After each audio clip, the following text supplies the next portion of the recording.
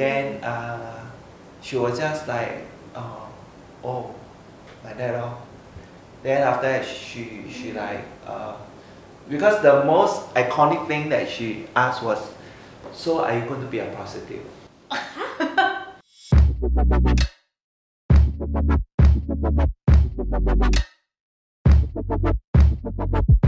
Hello ladies! We are back and I'm Elf and welcome back to our 7th episode of Unfiltered Femmes.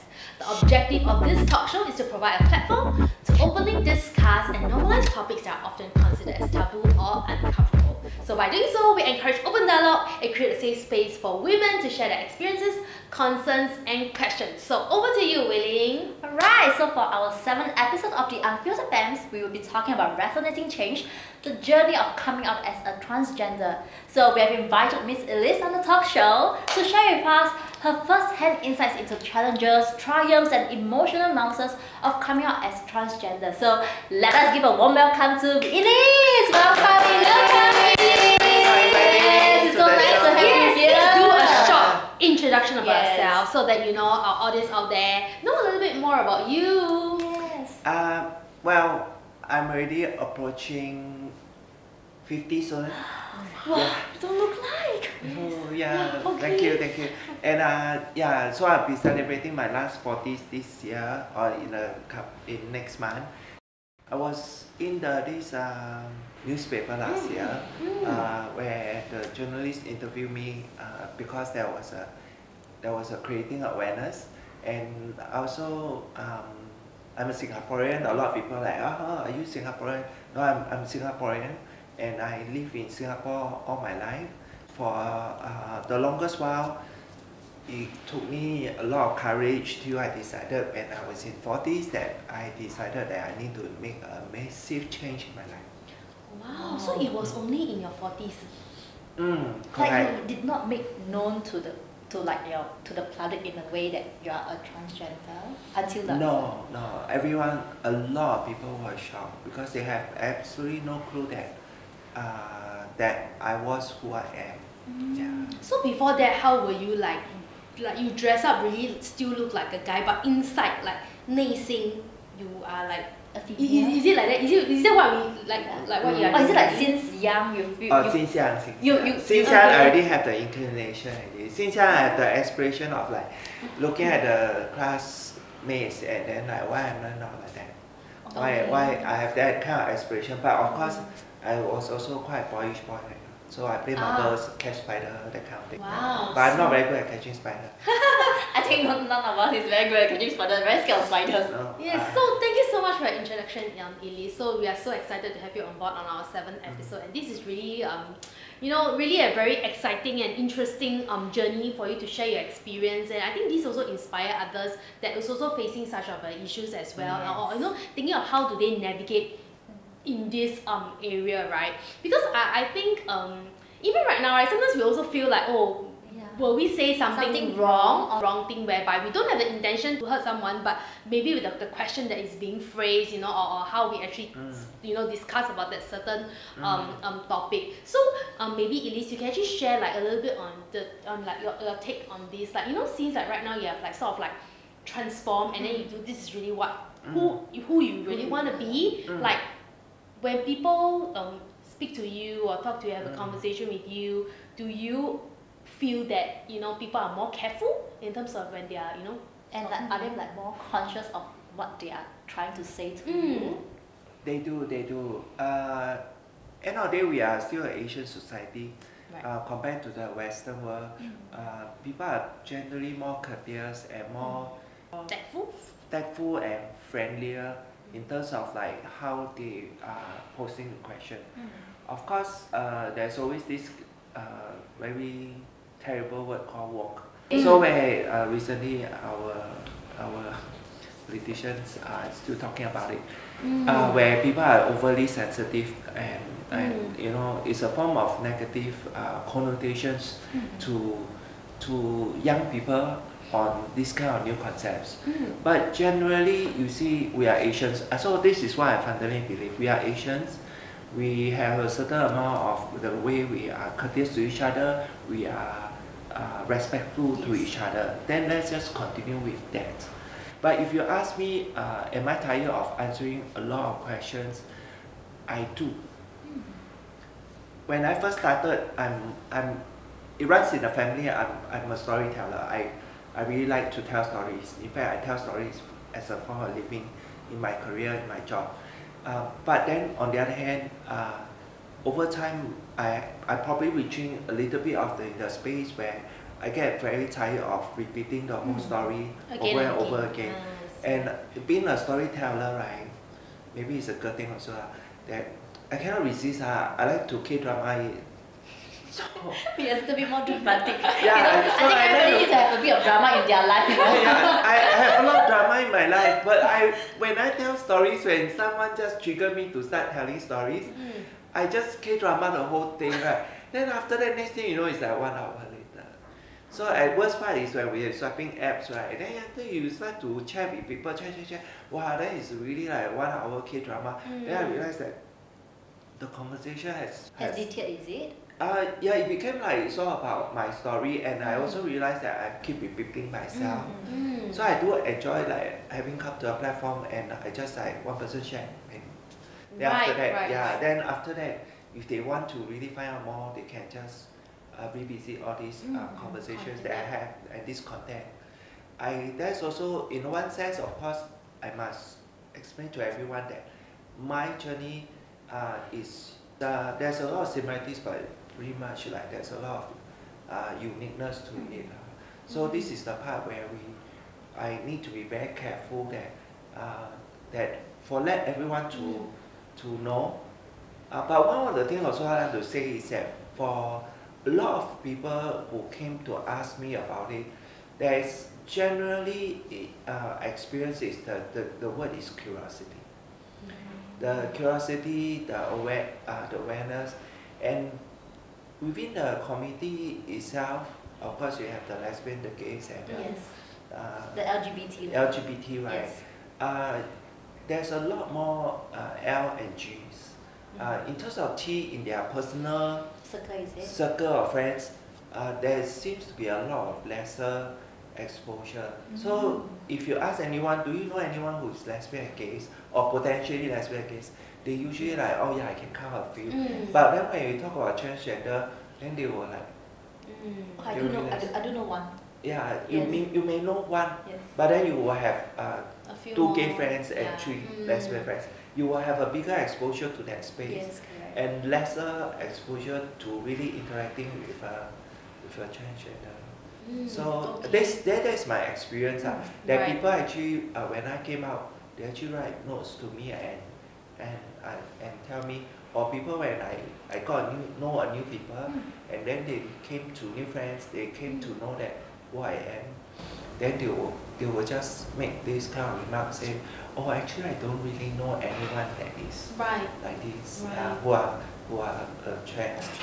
Yeah, correct. So since you have like shared that, you know, this being a, you call it T, right? It's like a very trans, is it? Yeah. Trans.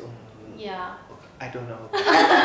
Okay, but like, I don't use T. I don't use trans. Okay, then what do you use? Transgender. Oh, just transgender. Okay. Okay, a lot of syllable. I don't like things that are a lot of syllable. I see. Okay, so is it like do you feel alone in this journey, or like it's like very difficult for you to share, or is because it's quite difficult to find someone that is sort of like going through this with you?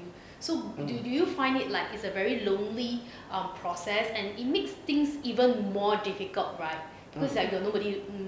Even if you have someone to talk to, they might not be able to resonate what you're actually going through as well. Oh, definitely true. Definitely true. There is a community there, but then the community is very diverse. Okay. And you have the older generations, like people like us that is midlife. Then you have the very young ones, and the very young ones are very different. So when I did approach when I decided to go on this path, then I remember that one of my secondary school friend who she was started the journey very early. When like since secondary school everyone knows that she's going on this path. So subsequently when I was like really 40 plus, right, then I sort of have a chance to to reconnect with her. And then she told me that she cannot relate to me. She cannot. So wait, she's a she to he or he to he to she also. Oh, he to she also. So your this friend did it at an early age. Very like during uni days. Oh, then How come it cannot resonate? Yeah. Exactly. So that when she mentioned that, right, it was very friendly, of course. It's not like to dismiss me, but really like the puzzling face that was saying that first of all the surgery was so long ago. Yeah. So like if I were to ask her about anything about the type of surgeries used, is the kind of surgery used is really old technique already. Outdated yeah, already. super outdated. Okay. I mean it's not like totally don't have, but there's a lot of new Advanced ways. advancements. Right. Yeah. Like, So you cannot did really. research like did any research? Yeah, at the on point of this? time, I was like going to ask her like, do you know this surgery is it good? And she was like, oh, I cannot relate. Then the other issue was that the fact that it took me so long. So for her, she knew it like since young. Then she was like, how is it possible that you can Go through this for so long until like then you realize it's like to her this is like at that point of time correct. I was very puzzled. I woke up the meeting, of course very happy to see her, happy to get the support. But you get confused. Then after that I really go out and look out in the community, and there are a lot of nuisances that I started to notice that when there are a group of us that is very much like when they are young, it's very clear to them. Then there's another group of us that we have these inclinations, we have this, but we tell ourselves that, well, in general, I just say we are very good at lying to each other, to ourselves. So right. Right. Wow. So these are the group of, right. And when internet just came along, then you like sort of Google her and look at forums, and then there were like people who, then they started to have websites to say that, oh, who is a cross-dresser and who's a transgender? Right. So then I felt that a lot of my when I go through the checklist, right, it's like your MBTI thing. So you went through the checklist and okay, most of the ticks I was in the cross-dressing. So this is a hobby. This is just a side interest. And then transgender, okay, I don't have much ticks. So at that time you thought that you were cross-dressing instead of like a transgender. Yeah, correct. So then it's only much later that I realized that I look back on it because there is definitely the transgender ticks there. And then you like, I mean, sometimes you will just look at the number of ticks, but you don't look at the magnitude of the tick. Correct. And those days, you will say that having internet is really an advancement, but it was still very primitive, I would say. Right. Wow. It seems like the journey is very confusing. A lot of questions, a lot of self-discovery, right? But since you are here, today you went through this, right? Okay, finally, what really made you what's that take, that made you really want to do that surgery, that change? Because it's something that you cannot reverse, right? It's like, this is it. But, and there's no turning back. And the interesting part of your journey is that you didn't do it at a younger age. You took quite some time, right? To come to the point that, okay, this is the thing that I really want to do. So what is that thing? That decisive factor that really brought you to doing this. I'm gonna do BA, this is it. First of all, there's two steps. First of all, you have to decide whether you want to transition. Yes. So transition is actually the main part. Then a lot of us cannot complete the surgery for a magnitude of reason. Whether it's a fear of blood, or is it medically, is there a need to do this, right? And whether you have the money to do it, and whether it makes a difference to your life. Because at the end of the day, no one can see what you have under your dress. So these are the surgery actually is another part of the decision. The first part, which is more major decision, is whether you want to transition, whether you want to live your life as a girl. So that part of it, once I decided that this is what I'm going to, at that point of time, is what I'm going to attempt to live. Because it's still like attempting. Then once you have decided that, then gradually the decision to do the surgery or not is sort of comes naturally. I would say it's definitely natural. Okay. Because I know that there are people who are like transition 10 years, 15 years living as a curve, but they never reach the stage where they want to do the surgery. But you mentioned about the transition, right? What actually comprises of transition? Is it eating some medication? First of all, the hormone replacement therapy, so HRT. Yeah, and then you have the voice therapy. So this is not surgery. So this is through the voice Training. Training, is it? Yeah, training. Wow. So you have the voice training after, like before you do this surgery? Yeah, I still can switch back to my low voice. Everyone is capable of doing this. Wow. You can speak in a bass voice. 好，我也可以。 Okay, you are getting there, you are getting there, you are getting there. Yes, but then you need to have a practice because for low voice to the girl's voice, right, we cannot do the Mickey Mouse voice. That's the Mickey Mouse voice. Yeah. So initially you have the impression that it's a Mickey Mouse voice. Then of course the voice therapy will say no, you cannot do the Mickey Mouse voice. You need to have the pitch, you need to have the variance because girls like to speak in. Yeah, and now I feel that you are speaking so naturally, so fluently as well. Like you don't need to switch. Yeah. It's just like natural. Yeah. I tell you the best part was during the COVID, right?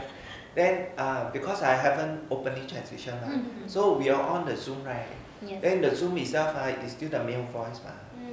Then after that the Shopee arrived because during that time a lot of Shopee arrived. So then the Shopee arrived, they open the door and then you use your girl's voice to talk to the delivery man or the McDonald's person. Then you close the door, then you walk back and then you continue Zooming. Then it was like, switch left and right. Then it reached a point where I was like, hey, I'm not bad, I can do this like instantly. Oh wow! It's like, it's really crazy. So the hormone therapy and the voice therapy is done in Singapore? These two, yes, correct, Singapore. So it's sort of like, do you need any like doctor's acknowledgement or anything before you can hop on to this program? Yes. Maybe you can bring us through, like how is it? Like you need to consult a doctor, is it? Or do actually, the process is very lengthy. You can go for the private sector, which is a lot faster, but I decided to go for the public sector because it's a very long-term journey. The expenses is very huge. So I went for like polyclinic first, then for polyclinic refer to IMH. IMH, yeah, it's still a mental illness. Why? Why did they like? I'm not mentally ill, but the specialists are there. Oh. Okay, I cannot say I'm not mentally ill, but you know I think the mental health is another issue that we need to address. So especially after COVID, everyone like realized that mental health is very important. Yes. When I got to see that, I see general psychiatrist first. Then the general psychiatrist referred to the specialist psychiatrist. From the specialist psychiatrist then referred to the voice therapist, referred to the psychotherapist, and then also the endocrinologist, which is the hormone. The hormone change. Yeah, the one. Yeah, so it's a one whole team of people. How long is this whole period? Like how long? From the polyclinic to the specialist psychiatrist was means about 9 months. 9 months. Yeah, because you wait, right? Generally for public one, you need to wait. Right. But how? But there's also an advantage, because by the time I see the specialist psychiatrist, then I was saying that I'm still not very sure that this is the right thing for me and so on and so forth. Then she just point out to me that you actually waited 9 months to see me. It means that it should tell you something, right? But you must understand that the doctors are not here to, which is one of the misconception. Like the doctors like encourage or whatever, it doesn't. Their methodology is whatever you decide, they are there to support you. Wow. Yeah. So like for example, if you are dealing with a lot of stress in your career, then you start to break down, right? Then you went to see a psychiatrist. They are not there to ask you to take an easier life or whatever. They are more there to support you as you continue whatever you want to achieve. Right, I see. So that's common misconception. From then to your BA, right? Yes. Was it like quite fast or no? No, It's like... it was quite fast, but there was also a combination of factors that resulted in being so fast. So when I went to see my doctor in IMH that time, so we had this discussion. Then I was very confident. I said, I don't think I want to do the surgery because there's a long-term medical, frankly speaking, there is a lot of issues.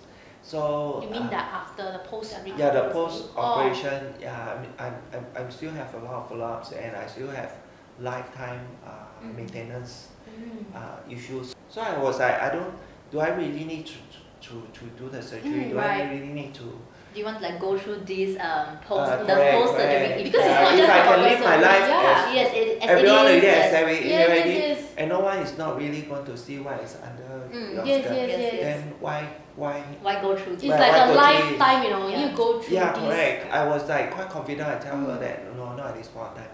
Then a confluence of factors came along, and then I just go in and tell her that I decided to do the surgery. And what made you really decide? Like the decisive factor that really like say that, okay, this is it. Yes, you know, your psychiatrist, I'm going to do it. Just tell me how am I going to proceed to doing this, you know? The first thing was COVID, because the situation in COVID was getting better. Okay. So actually one thing is, the foundation is, I feel that since I really decided to transition, then I ask myself what is holding me back, and then also what is the pros and cons. I balance it. The downside is that, the plus and downside is that it's the same side of the coin, it's still a coin. That in Singapore, after you do a surgery, you can change the IC marker. Where if you change the IC marker, it does make your life a lot easier. And my biggest fear is that if I end up with an accident, I go to a hospital, I live my life for the last 15 years as a girl, then I end up in a male one. Oh, I tell you, it was like very horrible. So you did have experience in that? Or? No, but I was... you consider those factors? I consider those as a very scary factors. Yes. Yeah, then, you know, technically it's still illegal to go to a girl's toilet if your IC is still not as a male, right? So just now to recap, so you're saying that it's possible to change the IC to be a female? Do you need to like submit any proof or yes, legal documents from the ICA lawyer? require a local Singapore doctor. A local Singapore doctor. Basically, you just leave out the skirt and show. Oh, really? Yeah, they really ask you to do that for ICA? Yeah, correct. The form says that you need to get the doctor to certify that. Right. And then of course, how do the doctor certify? 就是看没有办法。最明显的嘛。Yeah, it's like really just see lah. Right, okay. So of course you are very excited lah to flash to your the new you. Newly minted. Yes. I tell you, when I received my IC, I was like, oh my god. Were you like so 感动, like wow, very the overwhelmed? whole process, Yes. You really overwhelmed. Did you cry? The thing is, when you receive the IC, you go to post office and receive it. So very much like, and then someone is COVID, then you wearing your mask and all this. Yeah. Okay. So it's, but I did take some photos, and I still like, on the high side, when I look back, I look at the photo, the smile, then I realized that wow, I really look very. I never thought that I would feel that kind of satisfaction. I really never thought. Throughout my whole life, I never thought that I will find that kind of peace. That kind of joy. Yeah, correct. It's some sort of like what they call it euphoria. Okay. Right. So like, you know, you brought us through the whole process of like, you know, how you sort of like got the started, transition and you know, everything, from, yes. just from like the polyclinic portion, you know, all the way till you did all your surgery, right? So during this process, right, which part of it was the hardest? Was the surgery the hardest? Was like the mental health and pressure that you're, you know, facing from the society the hardest, or what was really like? Was it like the post-surgery kind? Yeah, which was the most difficult part during this journey? The society part wasn't aspect, you know. Maybe because I would say I managed it quite well. There was many, like what you mentioned, right? The family part, friends. then the operation, the friends, then the workspace, and so on and so forth. So you have so many milestones you need to cross. And I also, I think one of the important things the doctor said was take your time. And thankfully, there was COVID. So I have that time where, you know, what people see on the Zoom and what I live when I go to the hawker center, there's a difference. So that part of it, so you asked me the question on like which part of it. I think the initial part of that was the toughest, where deciding to go through, then after that of course, from the polyclinic right to the point where this part is very difficult to talk about. It's when the marriage starts to fall apart. Oh, so you were in a marriage? Yeah, I was married. Like when you hop on to like, you know, really like you want to go and do this transition, right? Did you like think through like how your marriage will turn out? When I went to the polyclinic, right, I told my ex-spouse that I need to know what is happening. Okay. I need to seek help because I really have this issue for the longest time ever. I really need to get some answers. Right. And did she notice like your changes that you're saying? Oh, I mean, she more or less know that before when we were dating, she already know. Did she like support in your decision? Like not really lah. Because she thought that it's just a hobby or like you exactly. just cross Exactly, or something that you just do at home lah. You play Legos, okay, you go and do your thing. You just do your thing.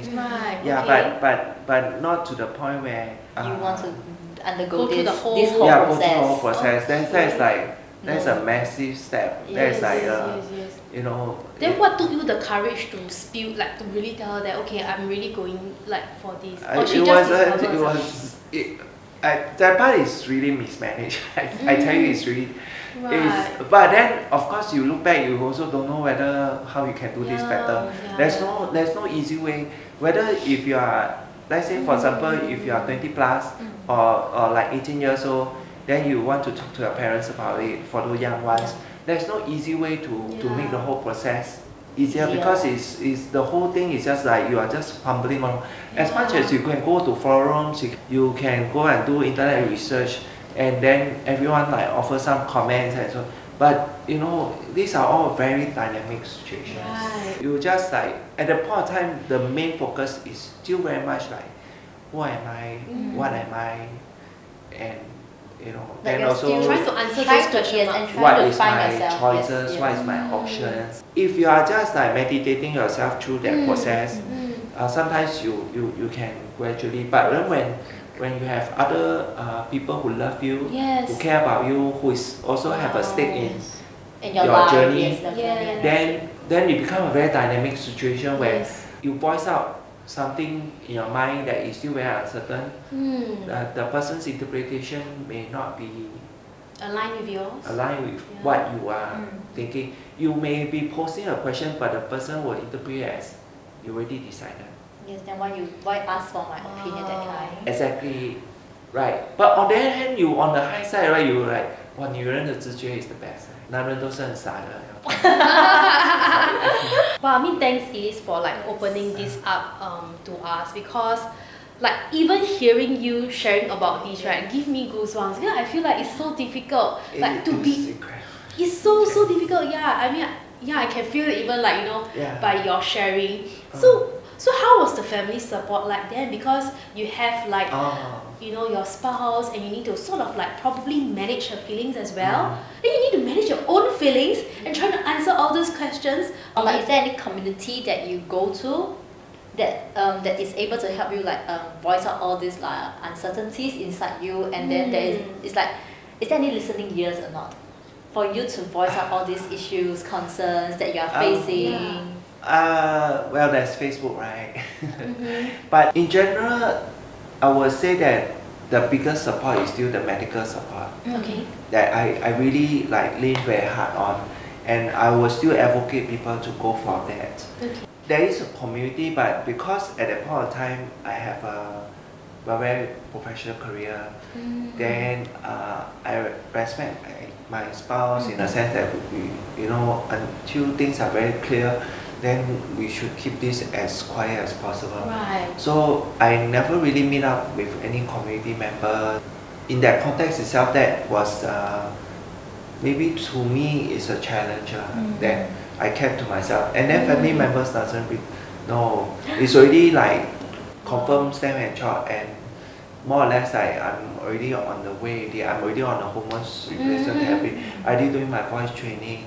I already dressing most of the time on my own life, because there's an advantage of being older that I already have my own place. So in that context wise, I have to reverse cross dress. It's like, you know, 80% of the time I already a girl, right?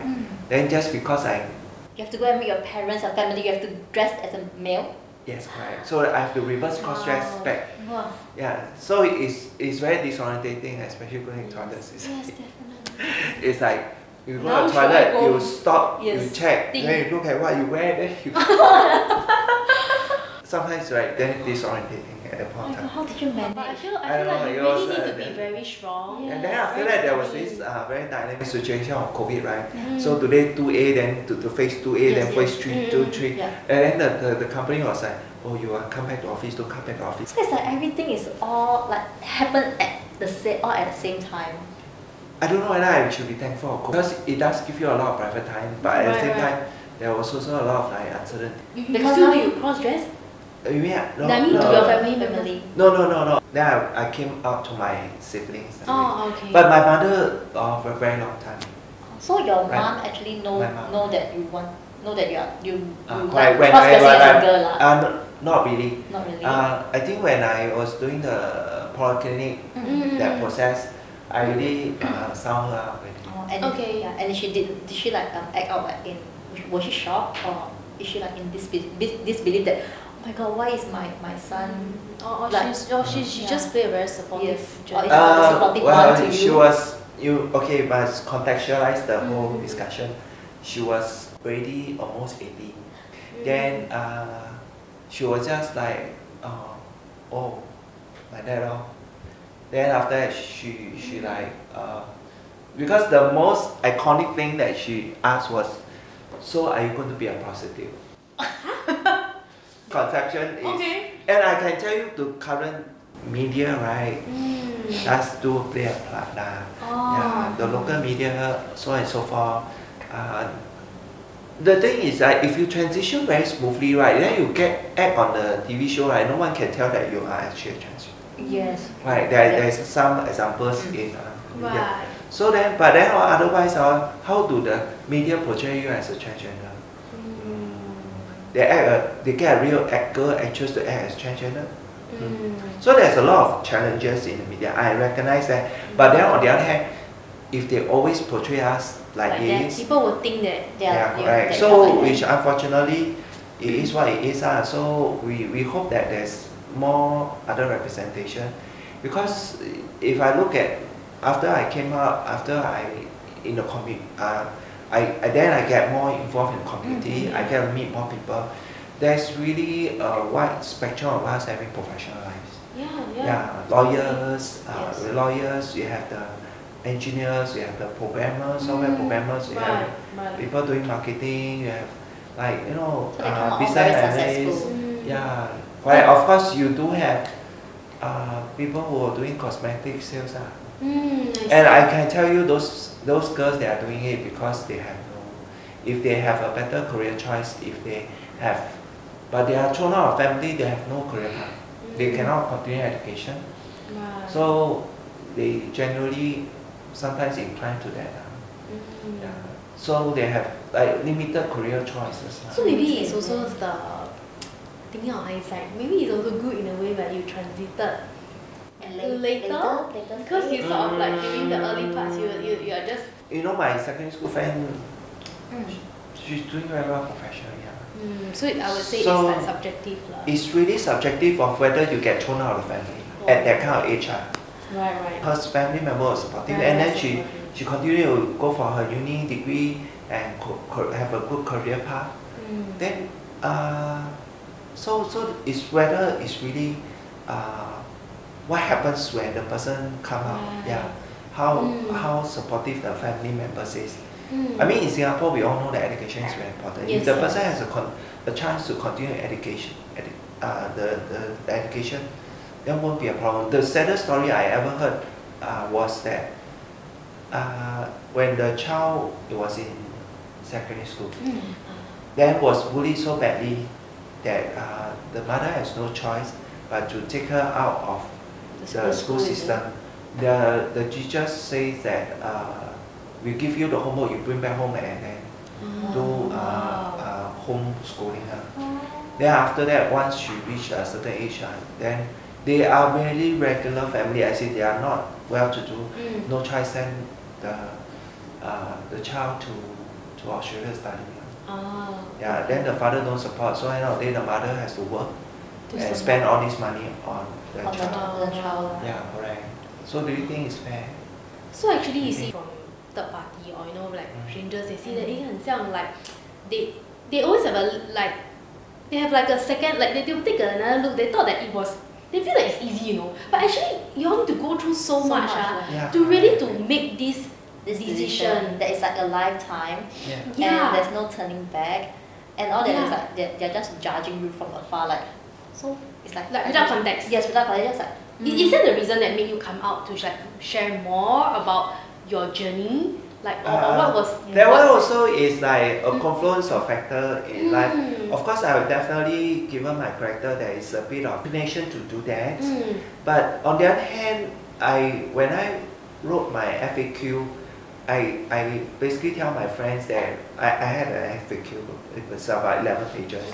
So then I basically say that I'm not an advocate, I'm not going to be banner waving flags and so on and so forth. But then along the way, just like I decided I'm not going to do a surgery, then next thing I know, I do my surgery. Right. Then I was thinking I'm not going to be an advocate, and then end of the day I'm here out there telling my story. Sharing your journey. Yeah, sharing my journey. So it just happened that I bumped into the Swiss time journalist. Right. Then after that, then she asked, and we were actually talking about medical support. I was talking to her about medical support system. Then she was she seems to be doing a piece on whether there is sufficient medical support.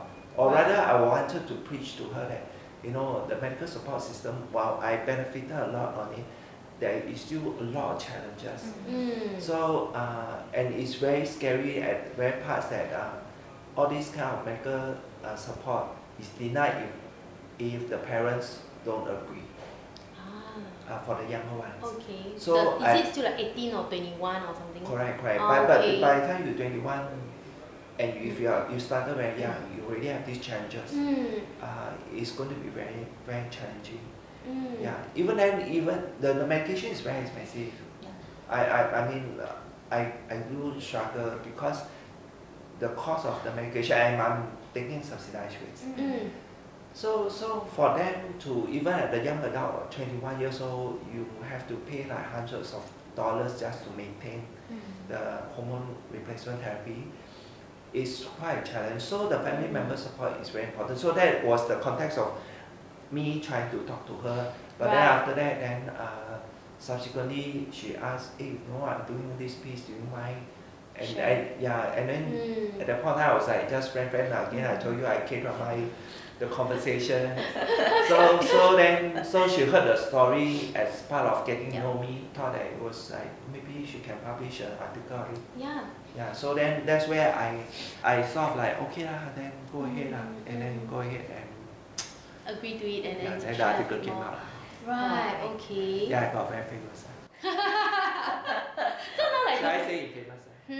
So like, do people like come up to you and ask you questions? Like, hey, no. People do people do IG DM me. No, DM me. Yeah. But I mean, it's already 1 year, so the interest is sort of like lesser. But I still see people like that I still get when people DM you and then. Yeah. But the best part was that I bumped into my friend in Seoul. Seoul, Korea, is it? Korea. So I realized that he was there. Then I went there. I talked to him. Then after that, before I meet up with him, I say, oh, by the way, this is the new me, you know. then after that, then you know prep, then I prep him lah. Prep him him before you meet him. You know I. Because he had known you. My job is not to scare people to death, you know. But so your friend actually known you as a guy, as a male, right? Of course. But he did not know that you have actually. And then he was residing in Korea, so he was more like acquaintance, really acquaintance. Okay. Then since Korea, then you know we are all Singaporean, then we just go and meet up with him. And then I just tell him that, oh, by the way, this is who I am and so on and so forth. So then after that, I sent him the Switzerland article. Then after that, he says, oh, I saw the article. We were like, you know, the friends, colleagues were all like talking about it. I have no idea that was you. And I was like, wow. Yeah. But are you okay with like people discussing about you? Or maybe you think, okay, this is part of fame. It's okay, you're making me famous. You're making me famous. Content creator, influencer, whatever it is. Yeah, just find me. I want to be famous. Not really lah. I don't want, you know, I don't want the stalker. I don't want. Yeah. But I did.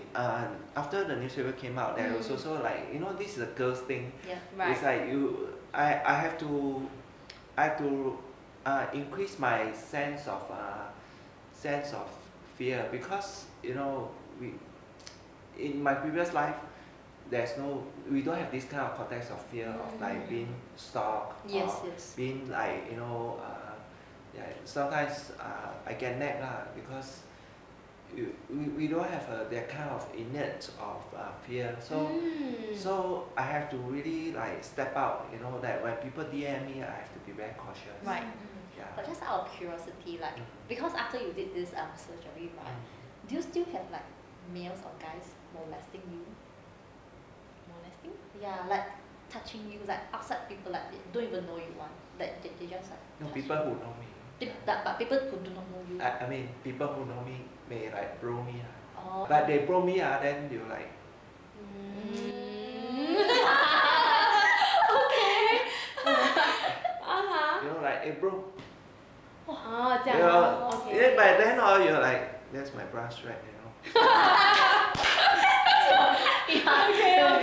Yeah, exactly. Like, you're like, okay. Like, okay then.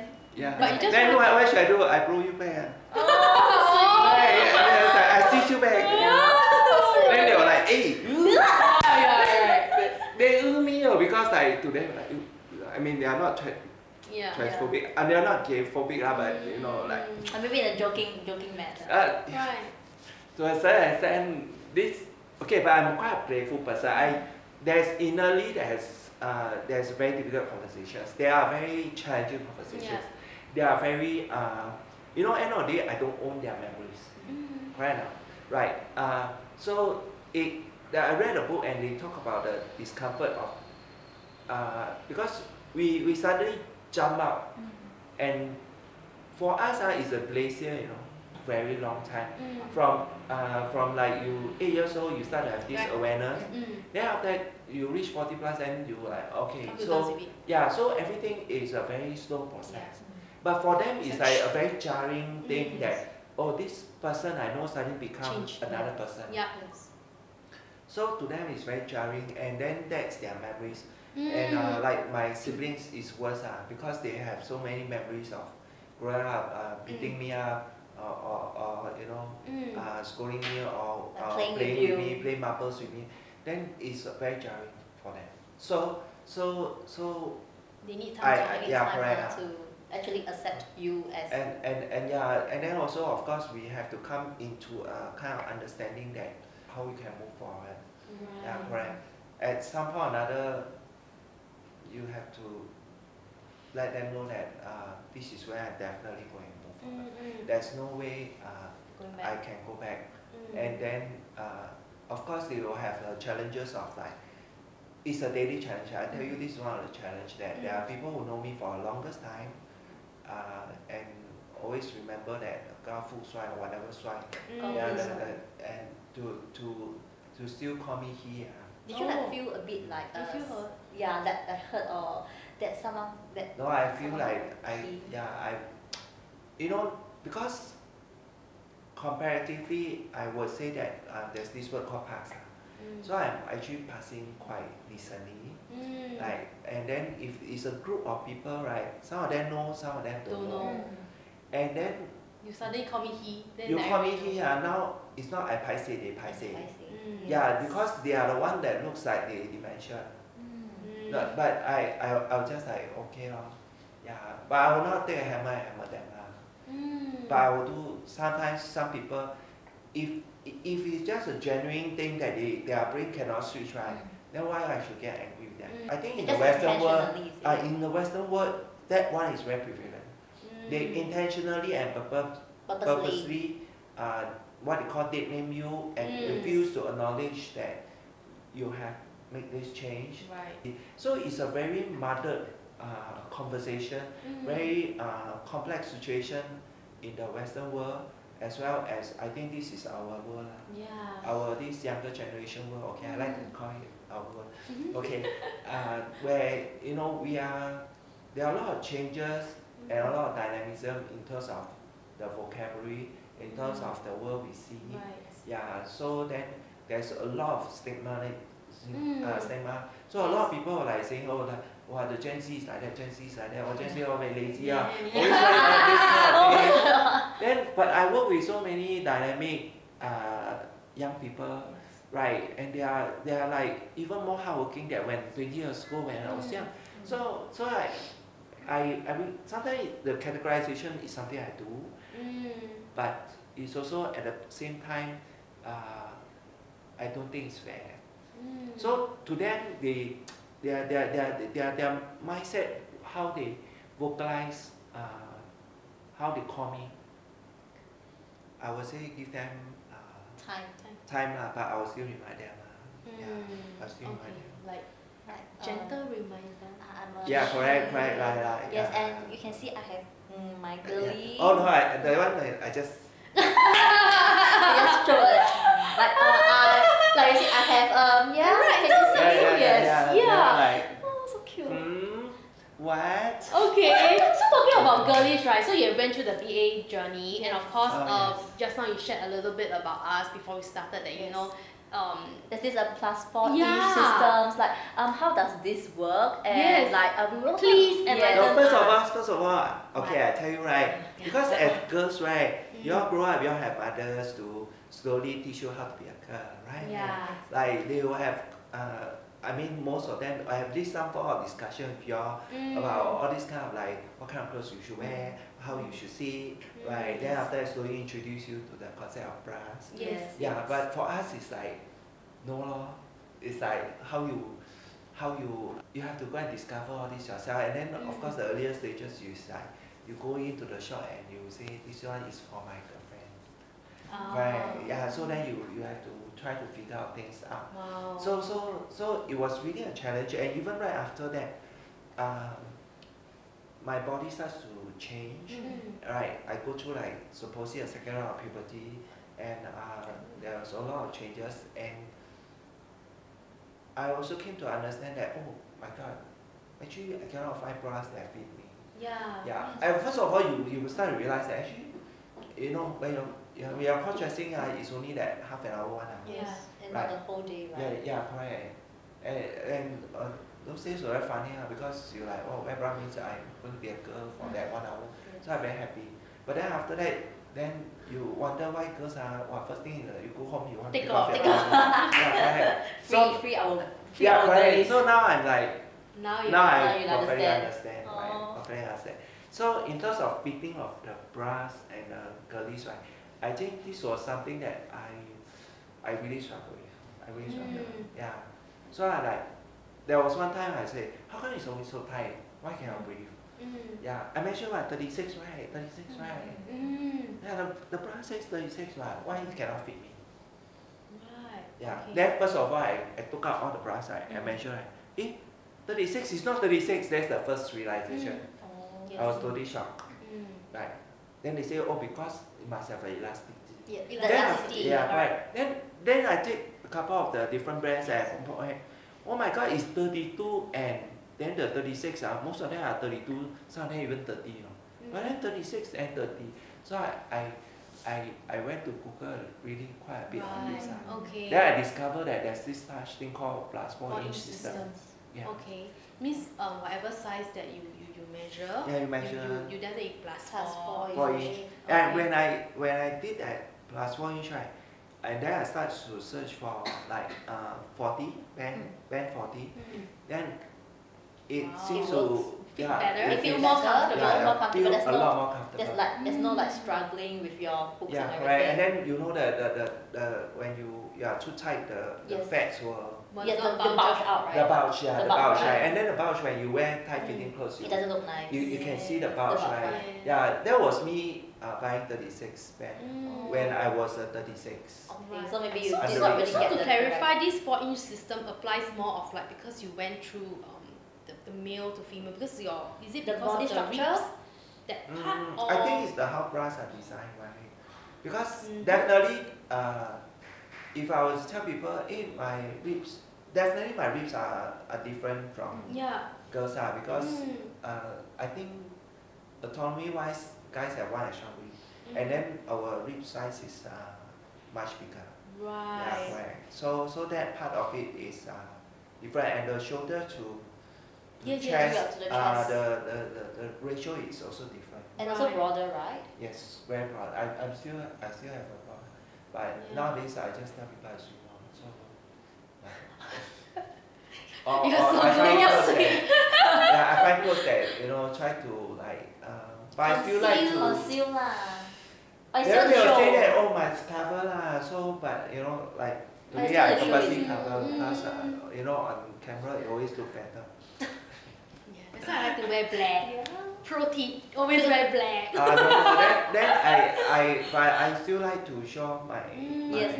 Your because I got very nice. My friend told me I got very nice collar. Neckline, the collarbone, is it? Collarbone, yes, very obvious. I see. Okay. So now, like, your bras, you just shared, right, the difficulty, and then after discovering the plus 4-inch system. So is this like easier now for you in terms of like you probably won't face the underbust issue, but just the straps, right? a little bit. 3 problems, right? Okay. The first problem was the band. The underbust. The underbust. That one was a problem because then I spent so much money buying all the wrong thing, right?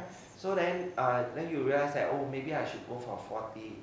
Because gradually from 36 you cannot you go to 38. Right? Yes. Then next thing you know, you 38 you still get a bra extender.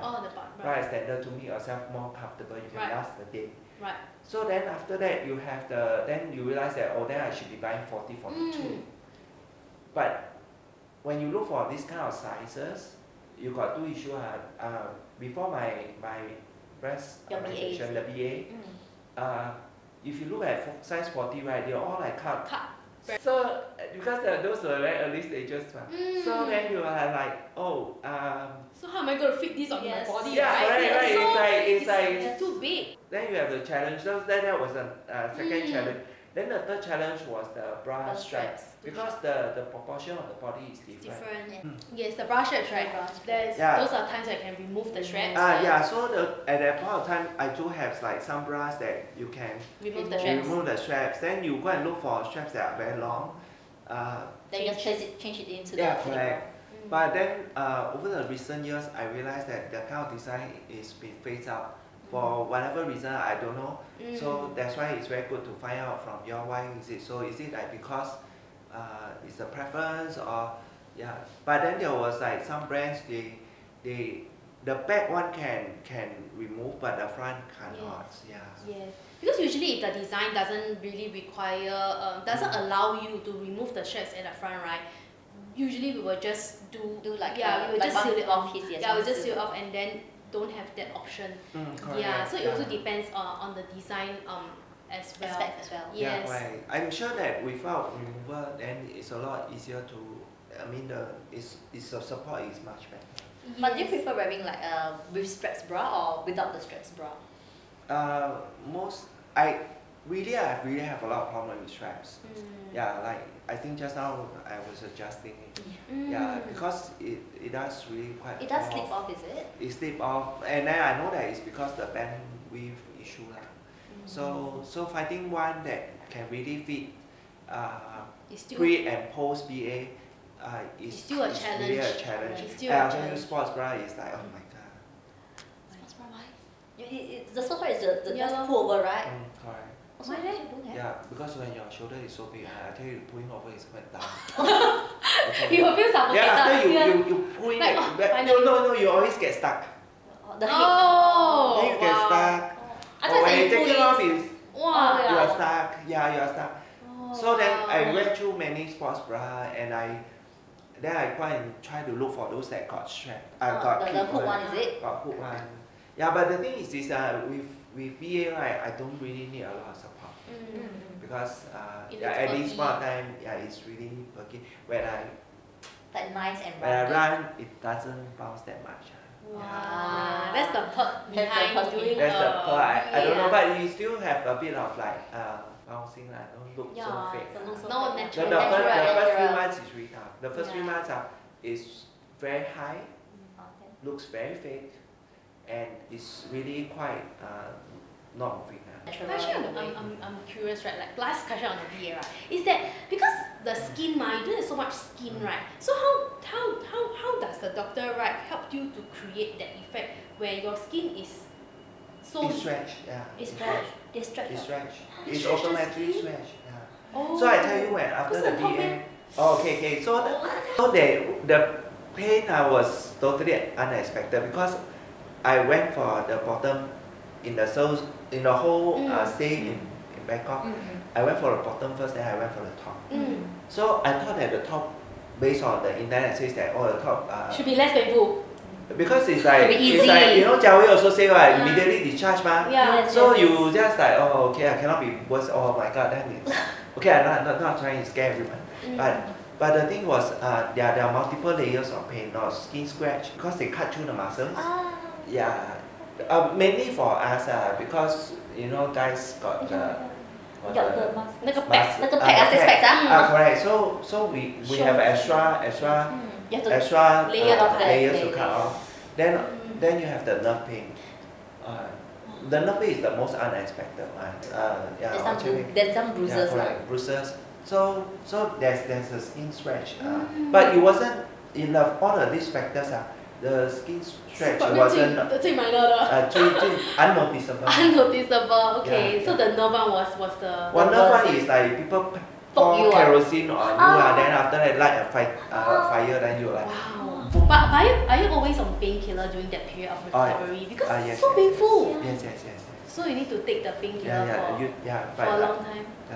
Not really I think the pain lasted about 2 weeks. Okay. Yeah, but the first 6-7 days was really tough. So how do you feel when you first look yourself in the mirror? Were you finally this body? The transition is complete because you did bottom first, this is last step already, right? So that time I never really think that much. I was just like, I just want faster recover. Yeah, I just want to get through the next hour. The pain is like, don't want so pain. Yeah, don't so pain. I just want to get it over. Correct. I was just like, oh my god. I was just like, let me get through this. Yeah, correct. Right, okay. I also have another question, but out of curiosity also. Like, do you get menses?